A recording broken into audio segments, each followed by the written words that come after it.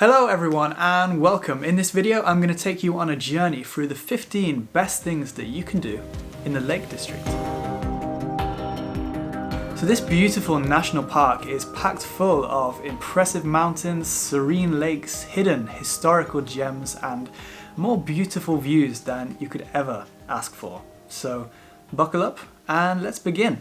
And our journey begins right in the heart of the Lake District, on the shores of none other than England's largest lake, and that is Windermere. The footage that you can see here was actually taken from the top of Brant Fell. Just a short 10-minute hike from the road will get you to this picture-perfect spot, and if you time it right to watch the sunset there, it is even better.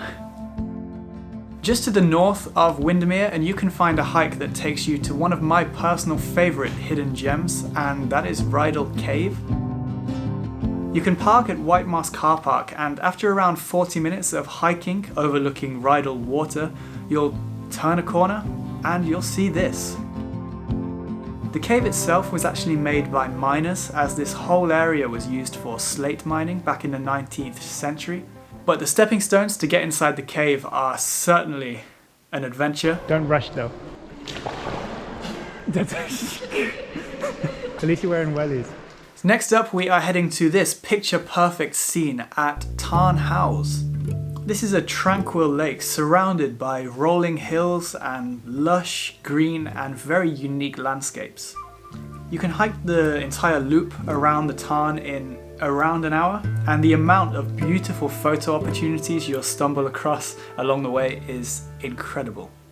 So for our next point we are going to travel back in time around 2,000 years because I've got another hidden gem for you, and this one is Hardknott Roman Fort.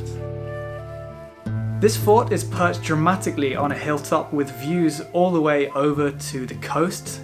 And this is actually for good reason, because this fort was built at a very similar time to Hadrian's Wall, and it was built to make sure that no one was crossing along the least defended part of the wall, which was the part over to the west. And with this view they could certainly see if anyone was crossing. As a bonus point, this fort can be quite difficult to get to by car, as one of the routes to it takes you over Hardknott Pass, which is none other than England's steepest road. So if your car is, not the most powerful, you may stall it just a few times. Extreme caution. Extreme cautious. Oh dear. Oh, we stalled again. Okay, let's get Ooh. So for our next point, I hope you're feeling adventurous, because we are heading to none other than the highest point in England, and that is Scafell Pike. So this is actually quite a challenging hike because it's pretty much a non-stop incline the entire way up if you hike the most direct route, which starts at Wasdale Head. So you'll likely need a few sandwich breaks along the way. You look so sad. It's cold. Do you like my sandwich? It's pepper and ham. But if you are lucky with the weather when you get to the top, the summit rewards you with breathtaking views. Now I understand that Scafell Pike can get a little bit busy in the height of summer, but we actually climbed this in winter, if you can't tell from the literal snow on the floor. And we're actually some of the only people on the mountain. To be honest, I think the Lake District is a great place to visit in the winter because it's so quiet, and something about the frost, mist and low winter sun just makes it that much more beautiful. Obviously there are many mountains to climb in the Lake District, and if you're looking for something a little bit more unique, I would definitely suggest Helvellyn. The scramble over Striding Edge on the way up is so much fun, and as ever the views from the top are stunning. Back to Scafell Pike though, and if you do climb the route from Wasdale Head, on your drive to the start point you will have to drive past Wast Water, which is none other than England's deepest lake. It's around 73 meters deep. Now before I continue to the next point, I just wanted to quickly mention, if you are enjoying this video, please do consider leaving a like and maybe even a comment. It really does help me out. And if you want to see more from not just the Lake Districts but all over the UK and Europe, please do hit that subscribe button. But anyway, let's continue on, and at this point I realised that I haven't actually mentioned any towns yet. So let me tell you probably the most iconic, and that is Ambleside.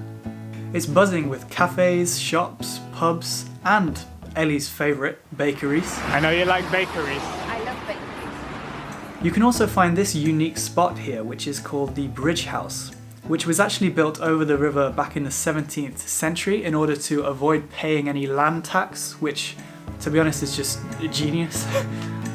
So next up, we're heading straight into a fairy tale because we're going to Wray Castle. And even though this is called a castle, it's not actually as old as you might think because it was actually built in the 19th century. So now at this point in the video, I have to mention my personal favourite lake in the Lake District, and that is Buttermere. This picturesque, serene and quiet lake is surrounded by towering fells, and it's just so still and calm and untouched and isolated. And if that wasn't enough, at one end of the lake is this powerful waterfall cascading down the hillside.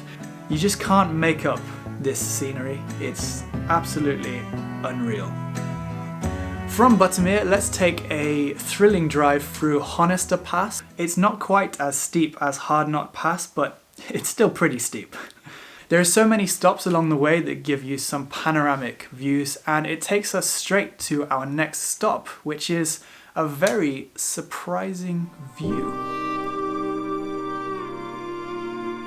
Quite literally, because this is called Surprise View. You'll emerge through the trees and be instantly blown away by the jaw-dropping panorama of Derwent water below you. It's the perfect spot for a quick gasp and a quick photo opportunity before heading on to our next stop. Because now it is time to head to the final lake that I'm going to mention in this video, and that is Ullswater. It's the second largest lake in the Lake District, and much like Windermere, it is surrounded with many beautiful spots to visit. One of those spots that I want to highlight is Aira Force. It's got a few small stone bridges crossing the gorge, and it's just like stepping into a fantasy film, and certainly worth a visit. Okay, I have one more stop that I want to mention now, and in order to see it, we have to head into the market town of Keswick. Keswick itself is beautiful. It dates back to 1276, and it's packed full of shops, bakeries, pencil museums even, which if you're looking for something a little bit unique to see, why not? Learn about some pencils, riveting stuff. But just a short walk up the hill from the centre of Keswick and you will get to this place right here. This is Castlerigg Stone Circle, and it's the most beautiful stone circle we've ever found in England.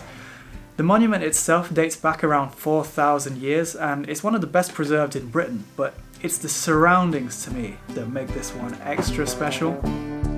It's just such a beautiful spot that I think perfectly encapsulates everything the Lake District has to offer, and yeah, it's the perfect place to end this video.